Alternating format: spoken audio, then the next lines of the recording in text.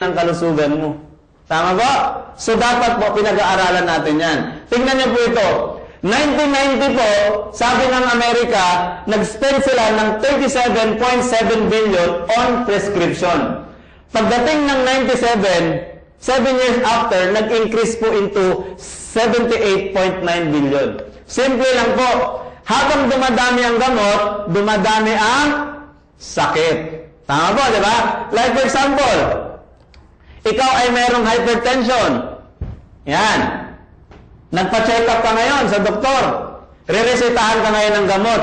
Anong gamot yan? Calciblock, Neoblock, Haloblock, Monoblock. Pangtanggal ng block. Kaya lang po, habang ginagamit mo ng matagal, ang tanong, gamot lang ba sa hypertension yan? Hindi.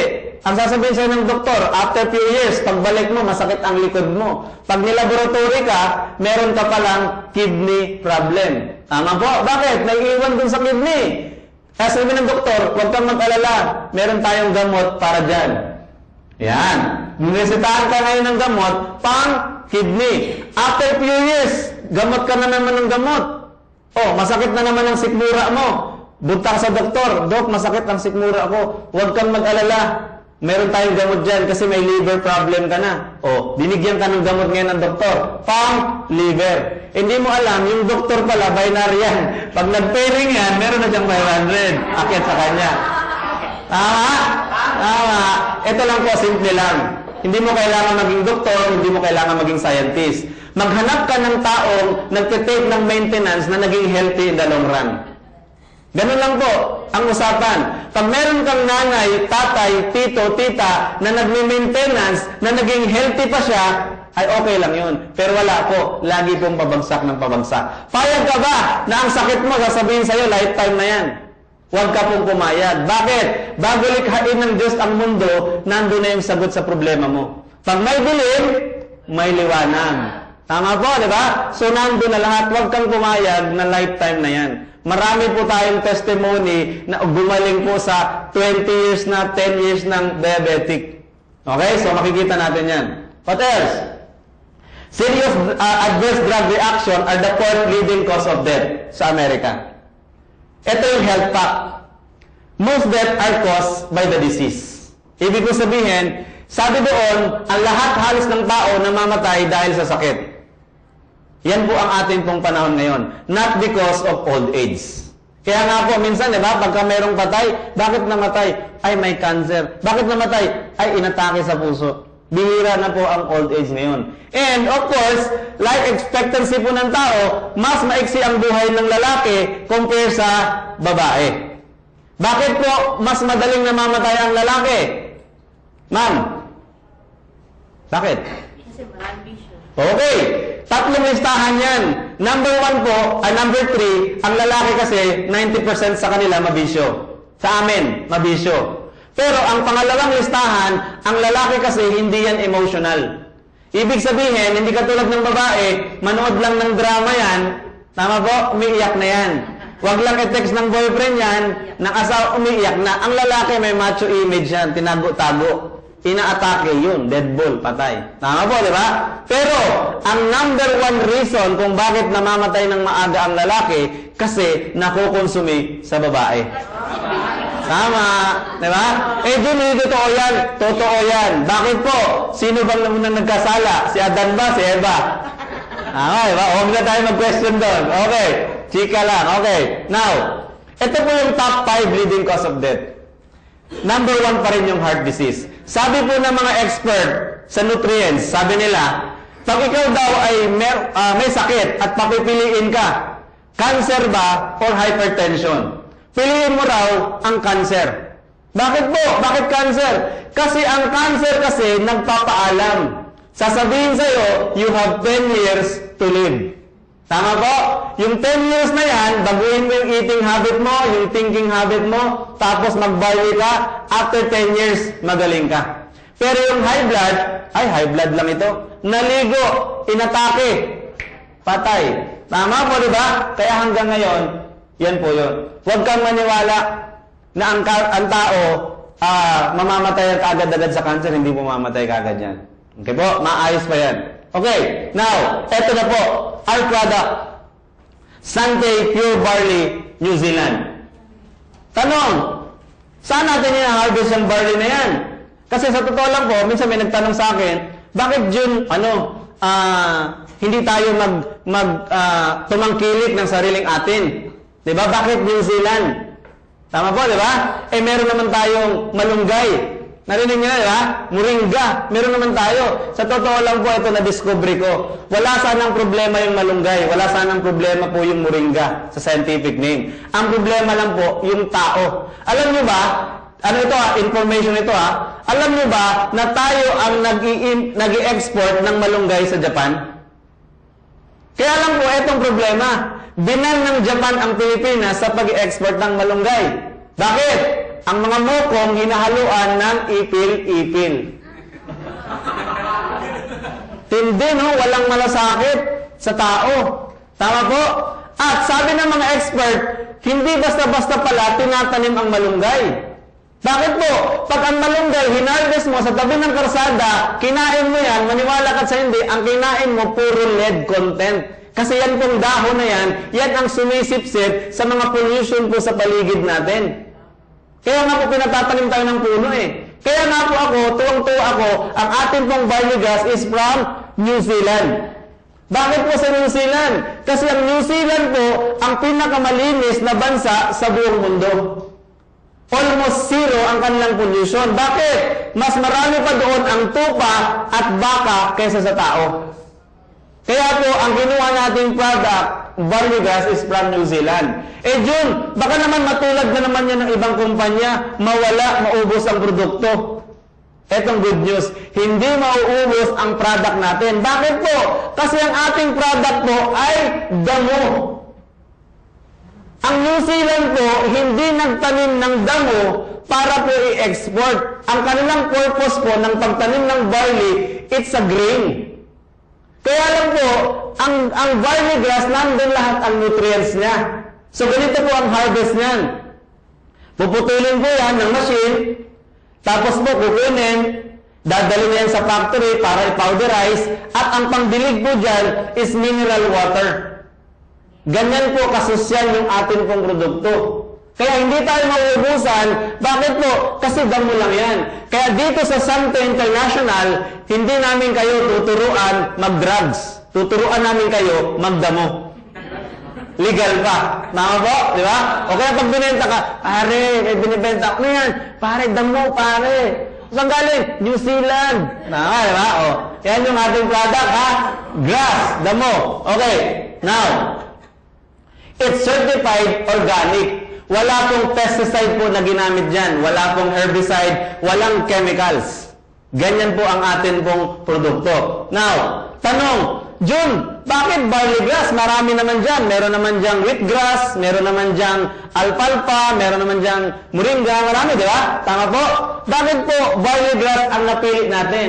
Kasi po, according to internet, ang barley po kasi ay pinag-aralan po ito ng isang Japanese doctor na ang pangalan niya, Dr. Yoshihide Hagiwara. Siya po ang father ng research ng grass, ng barley. Bakit po?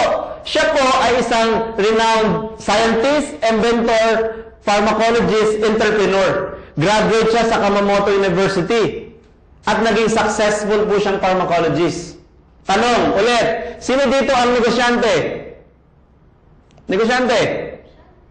Wala, isa lang. Okay, tatlo, dalawa. Sa totoo lang po, lahat tayo negosyante. Narinig niyo na ba yung word na mind your own business? So, negosyante ka. Kaya lang, akala mo lang kasi hindi ka negosyante kasi wala kang kapital na pera. Hindi mo alam, ang pinakamalaking kapital natin, yung atin pong kalusugan. Yan po ang pinakamalaking kapital. Bakit po? Bakit ko nasabi yan? Kasi si Dr. Hagiwara, nung siya po ay na-expose sa mga chemicals, anong nangyari sa kanya? Nagkasakit. Nung siya po nagkasakit, nalugi yung kanyang business. That's why, nag-decide siya na hindi na siya mag-aaral o mag-take ng drugs. Sinip niya yung kanyang pag-aaral sa mga natural. Nag-aral siya, sabi doon, Hagiwara report that he researched over 200 different plants in a period of 13 years. He found that barley grass was the most excellent source of nutrients that the body needs for growth, repair, and well-being. Yan yung nakita niya. Ano pang dagdag niya? Ito yun, nakita niya. Ang barley may vitamins, minerals, amino acid, protein, active enzymes, chlorophyll, phytonutrients, and phytochemicals. Ganito po ang barley grass.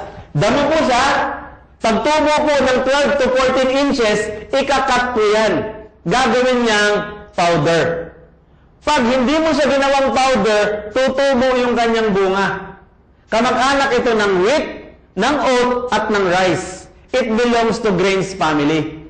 Pero nalaman ng Hapon na ang nutrients nandito sa 12 to 14 inches. That's why hina-harvest po yan. Kaya hindi tayo mauubusan ng product dahil pag-harvest, tutubo, pag-harvest, tutubo, sunod na tubo, patutubuin na yung main, yung grain. Yan po ang ingredients ng beer, ng mga flour, yan po yun. Kaya hindi tayo mawawalan ng produkto. Bakit? Kasi ang product natin, wala pong gimmick. Bakit po sinabing walang gimmick? Yung simpleng damo, ginawa po siyang powder. Ganun lang po yan kasimple.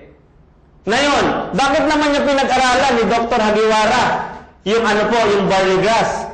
Kasi po, nakita niya o nalaman niya, sabi niya, bakit daw ang kabayo, ang kinakain ay grass? Anong kinakain ng Carabao? Grass. Anong kinakain ng beef? Hindi po kumakain ng grass ang beef, karne na po yun. Yung cow po ang kumakain. Okay, anong kinakain ng kambing? Grass. Sabi niya, bakit itong mga hayop na ito, grass lang ang kinakain, bakit ang lakas? Tama po? So dun siya nagulat. Sabi niya, merong something dito sa barley grass.